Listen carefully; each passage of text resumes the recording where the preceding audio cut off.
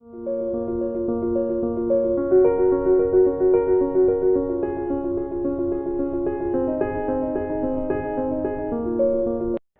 Morning बच्चों।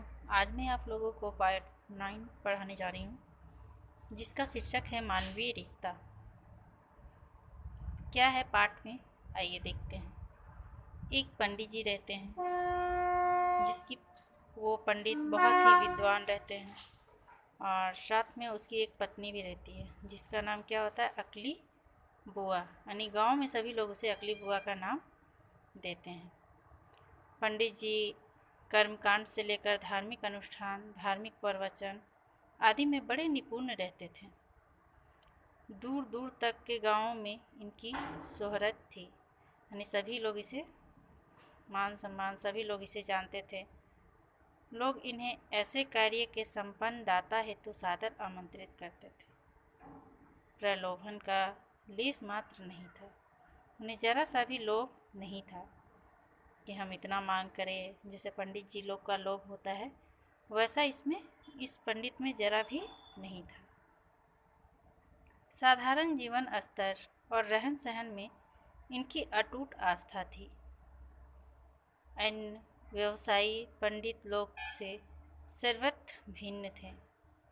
जो भी थोड़ा आटा, चावल, दाल, कुछ पैसा इन्हें दक्षिणा स्वरूप मिल जाता था, उसे सहर्ष स्वीकार कर लेते थे, और जो भी वो दान दक्षिणा देते थे उसे आशीर्वाद देकर चले जाते थे।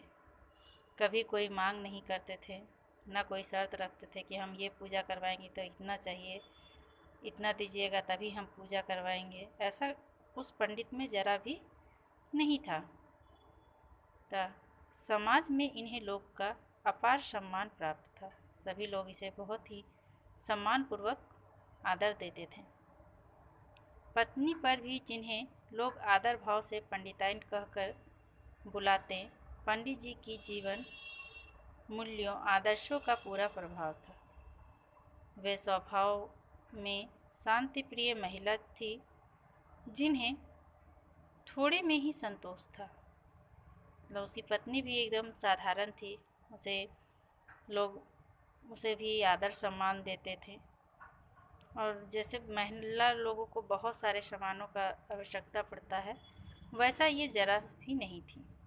थोड़ा ही सामान में इसे संतुष्टि हो जाता था। पंडित जी का स्वर्गवास हो गया। एक दिन क्या हुआ कि पंडित जी मर गए, उनका स्वर्गवास हो गया। अब ये पंडिताइन अकेली बच गई। ना ही उनका कोई संतान था, कोई पुत्र, बेटा, बेटी कुछ भी नहीं था।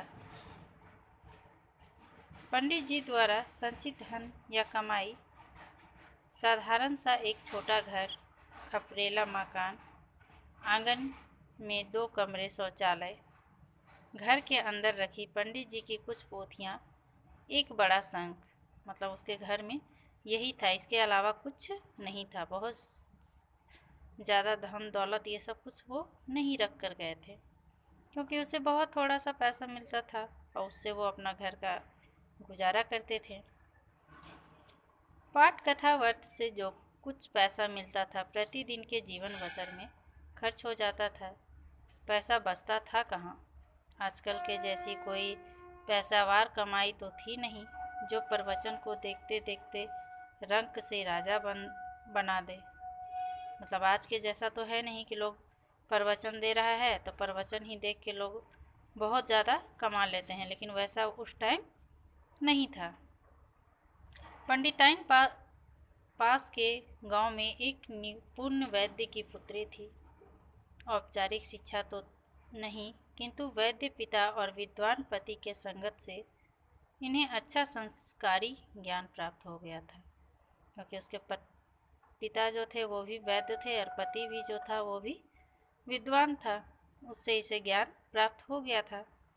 देहाती भाषा में इन्हें पढ़ी नहीं कढ़ी और अनुभवी कहते थे। जब कभी पंडित जी से इनकी नोक झोंक होती, आवेश में बोल उठती, जो पंडित के पत्रा पर वह पंडिताइन के असरा में, मतलब जो चीज़ पंडित के पत्रा में रहता है वो मेरे पंडिताइन का आंचल में रहता है। अर्थात जो कुछ आपके पत्र पोथी में लिखा है वह सब कुछ मेरे आंचल में भरा पड़ा है। मैं आपसे कोई कम विद्वान नहीं हूँ। पंडित जी महाराज ऐसा वो अपने पति से कहते थे। विवाह पूर्व वे पिता के वैद्यगिरी की पुस्तकें रुचि से पढ़ती थी।